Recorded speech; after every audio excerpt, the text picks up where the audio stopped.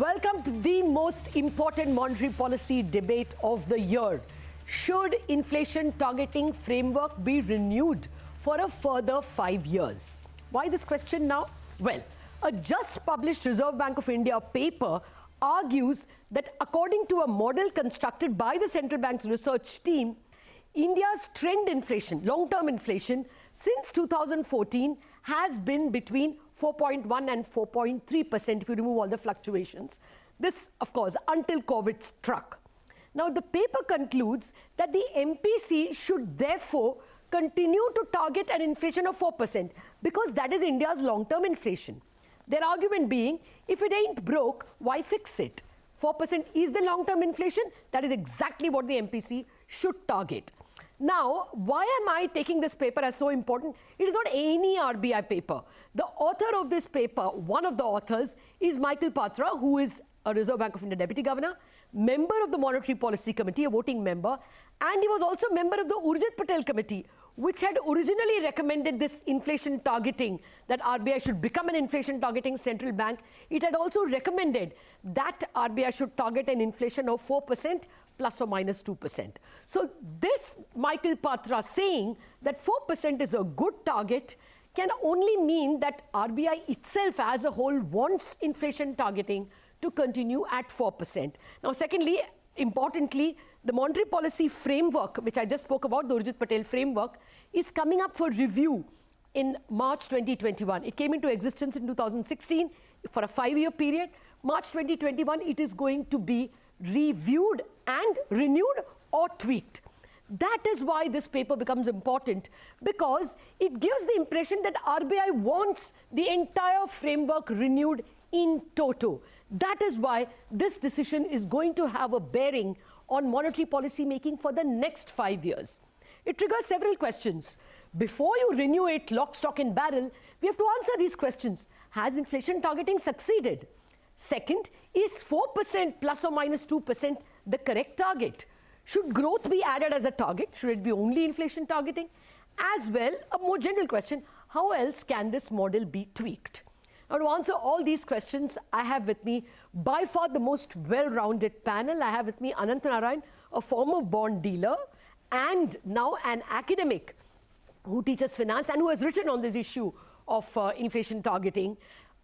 I also have with me Soumya Kanti Ghosh, who is the chief economist for the biggest bank in the country, State Bank of India, and Ajit Ranade, the chief economist for the AV Birla Group. Again, someone who is a user of this inflation targeting and what impact it has on bond markets. That's why I call my panel well-rounded.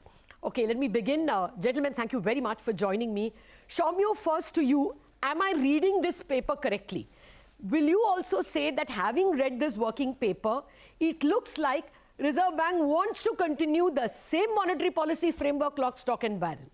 Yeah, I think, Lata, that gives us this exact impression that the central bank wants to continue with the current regime of inflation targeting. And just if we take a step back, I think this is a communication which is very nuanced, very specific and very timely, because the inflation targeting framework is set for review in March 2021. And actually what the RBI is doing currently, I mean, even though it's a working paper, but one of the, as you said, one of the authors of this paper was actually a proponent of inflation targeting, the RBI Deputy Governor, is basically, if you just look into the words of any monetary economist, for example, if I take the example of the famous Alan Blinder, I mean, just to quote from him that whenever the central bank make itself more predictable to the market expectations to the central bank becomes more predictable to itself and to the monetary policy. So by saying that inflation targeting 4% is the target, which is the trend target, and we would like to, I mean, that if you don't, and the last line is actually very revealing. If it's not fixed, don't break it. So from that point of view, I think it's a perfect communication at this appropriate time, just to set the market expectations right when there is a lot of noise in the market about the continuity of this inflation targeting regime. And this, if we have, I mean, we can discuss later if we have time. this will actually do a lot of good to the market Got it. expectations in terms of alignment. Yeah, of course, we're going to discuss that also, Soumya. But yeah, so you are saying that this is a very clear indication from the Reserve Bank that it wants to renew the monetary policy framework lock, stock and barrel. The MPC for the next 5 years should target 4% plus or minus 2%. Correct? That's how you're reading it. Absolutely. Absolutely. Okay.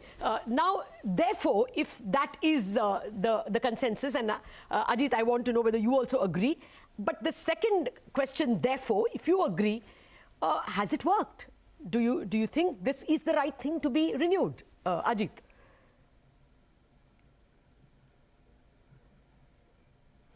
Can you hear me, Lata? Yeah, Ajit, go ahead. So, as you said, it's of great significance because of all the reasons you mentioned. It's one of the authors is the deputy governor. He was a member of the Urjit Patel committee. It's up for renewal, and nothing comes out of the RBI unless it's properly vetted. Okay, so the fact that it's come out is not just happenstance. Although the paper clearly says that these are the views of the authors and do not necessarily reflect the views of the institution. But I think it's pretty significant. Secondly, remember that we got into the framework and the 2016 contract between the central government and the central bank after a lot of debate, discussion, research, and consultation, including the Urjit Patel committee itself. So it didn't just happen overnight. So there's a lot of thought that went into it. Yes. And surely the last 5 years is, I think, I mean, it's sufficiently long, but not long enough to say suddenly we'll abandon it. Yeah. And I would say, except for the last 12 months, where the rate of inflation has been consistently above the band, except for March, where it was just slightly below 6%. This is the year where, in fact, the targeting has probably not worked, but otherwise it has worked well. More importantly, to me at least, that of keeping the headline inflation between 2% and 6% is the predictability, as Soumya Kanti also said.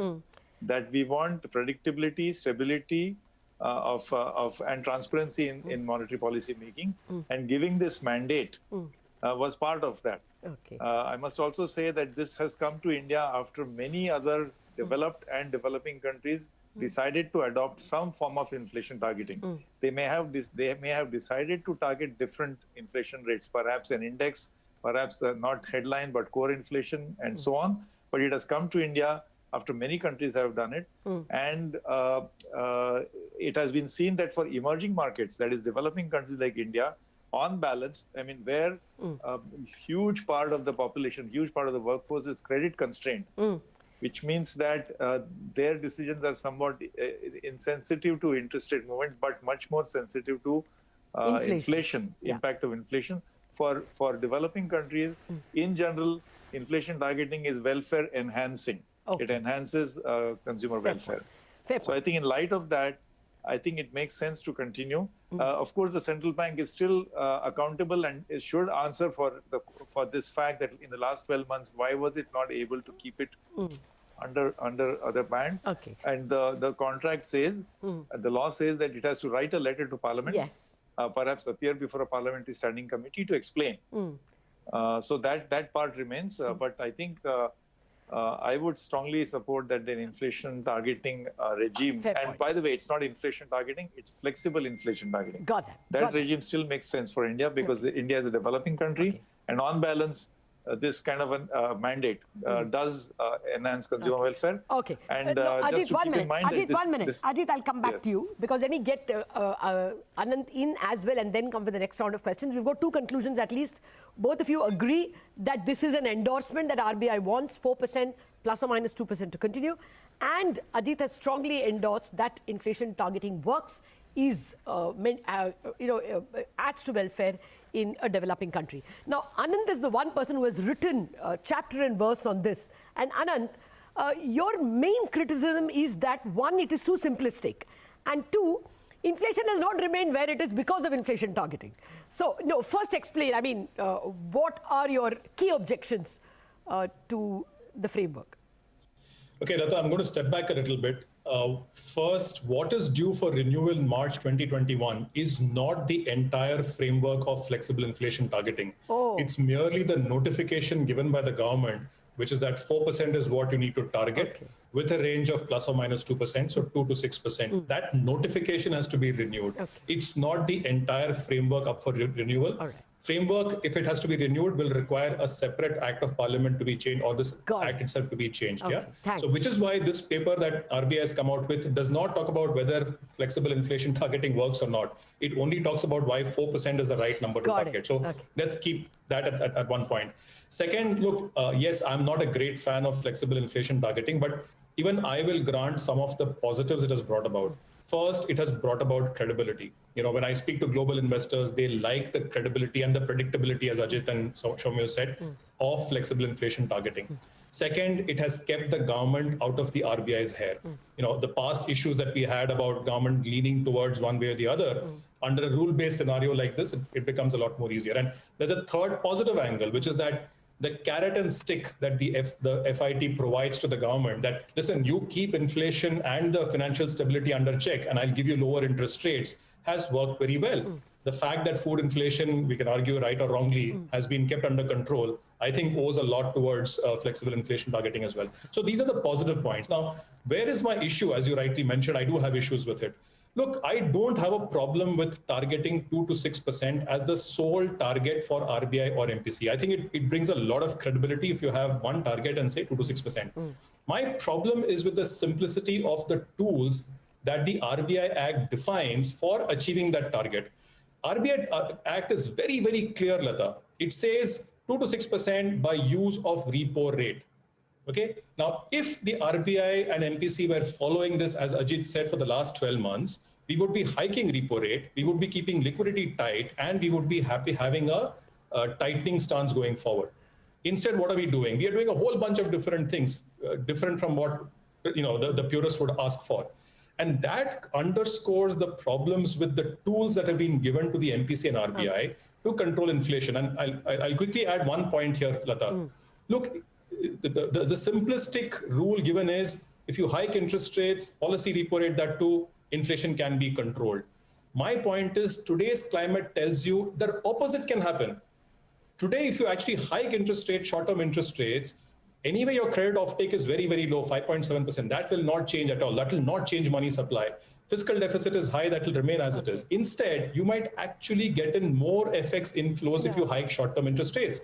And your money supply might go up. Your monetary inflation risk can actually go up if you hike interest rates. My point, therefore, is inflation is a complex animal. There are lots of variables and tools involved in this. You cannot simplify this whole damn thing into a simple move the interest rates, repo interest rates, and you can control inflation. It requires a lot more nuance. In reality, RBI today is flying a 777, a Boeing 777. The manual given by the RBI Act is how to fly a kite. It doesn't work that way. It's a lot more complicated than just simple one use of interest rate for controlling inflation. Okay, so we have a couple of important conclusions that what is going to be renewed is whether it is 4% plus or minus 2%, but inflation targeting will remain unless amended. Okay, got that, Anant. Now, I want to know from my panel, how would you like, therefore, that entire framework to be tweaked? If all of you are in agreement, or if it is not even up for debate, whether inflation targeting can be removed or not, yes, inflation targeting stays, how can you tweak it? Like Anand says, can you add more tools to the MPC's toolkit? Should you alter the numbers or the formula in any way? All those questions in a minute, after this break.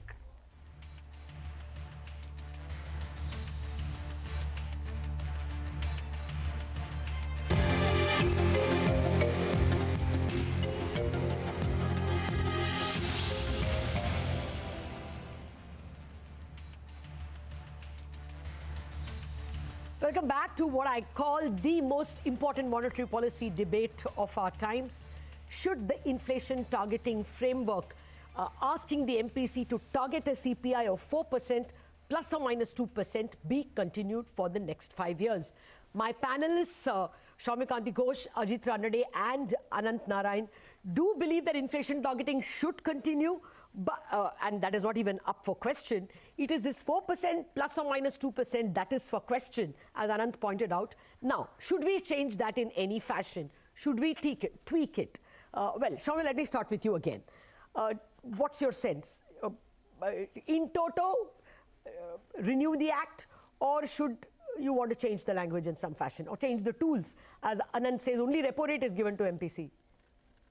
Yeah, Lata, I think I'll just start with the issue with the Anand raised in terms of the tools. I think let me just take a step back and say a very important point over here is that no central bank in the world, including Fed, has got a hold of financial stability, and everybody, even all central banks today, is struggling to understand how they can incorporate financial stability in an inflation targeting framework. Now, having said that, all these unconventional policy measures, and to be fair to the RBI, I think all these unconventional policy measures, and in fact this explicit forward guidance which the RBI has been using, is not in the emblem of the inflation targeting framework. But if you very clearly look into the inflation targeting framework, the Reserve Bank can only always use one policy tool, that's the repo rate. The reverse repo rate is actually a liquidity management tool, which is even outside the purview of the MPC committee meeting. Yes. So to be fair to RBI, I think these unconventional monetary tools have been explicitly used in the last 6 to 7 months to keep liquidity into check and to bring financial stability back into the system. So the RBI can always keep using that. Any central bank does that, and RBI can be an exception.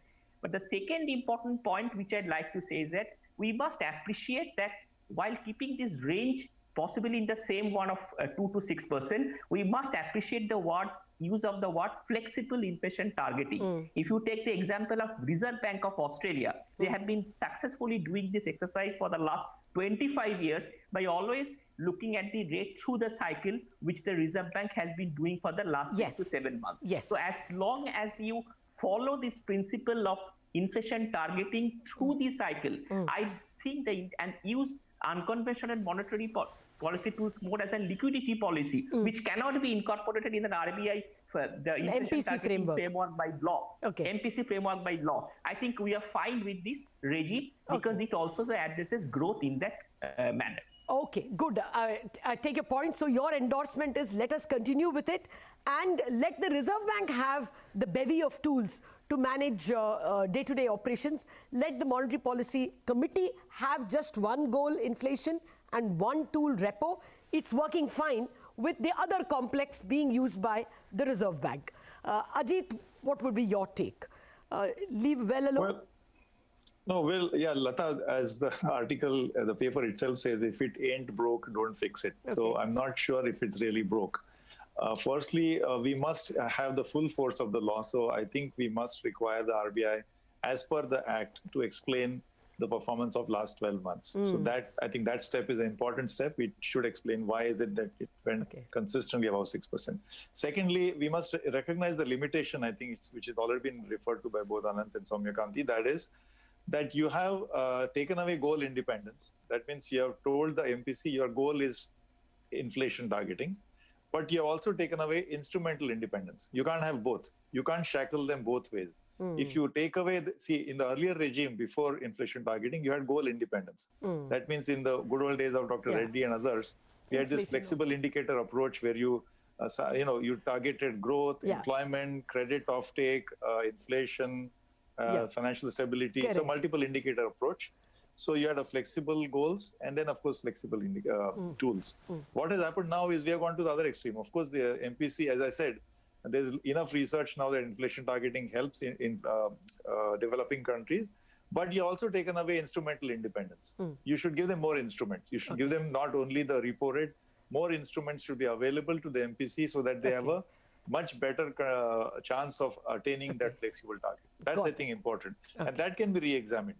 I don't know if it, as Anand says, if it amounts to reopening the debate on the framework, but certainly more instruments should be available to the MPC. Actually, that leads very nicely to Anand. Anand, is that what you would advise?